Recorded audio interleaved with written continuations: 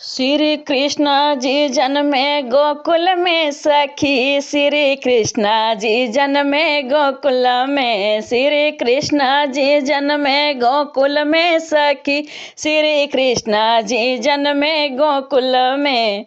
जब श्री कृष्ण जी गोकुल जन्मे, जब श्री कृष्ण जी गोकुल जन्मे, गोकुल जन्मे हो गोकुल जन्मे।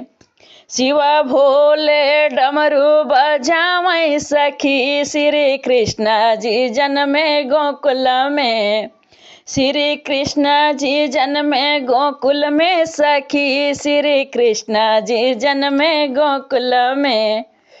जब श्री कृष्ण जी मथुरा पहुँचे, जब श्री कृष्ण जी मथुरा गईले, गंगा चरण धुलावै सखी, श्री कृष्ण जी जन्मे गोकुल में, जमुना चरण धुलावै सखी, श्री कृष्ण जी जन्मे गोकुल में, श्री कृष्ण जी जन्म गोकुल में सखी, श्री कृष्ण जी जन्मे गोकुल में।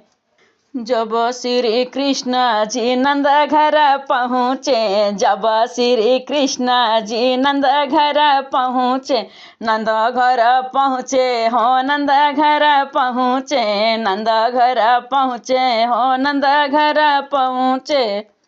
अष्टभुजी बहिन के पावै सखी, श्री कृष्ण जी जन्मे अवंत गोकुल में, अष्टभुजी बहिन के पावै सखी, श्री कृष्ण जी जन्मे गोकुल में, श्री कृष्ण जी जन्मे गोकुल में सखी, श्री कृष्ण जी जन्मे गोकुल में।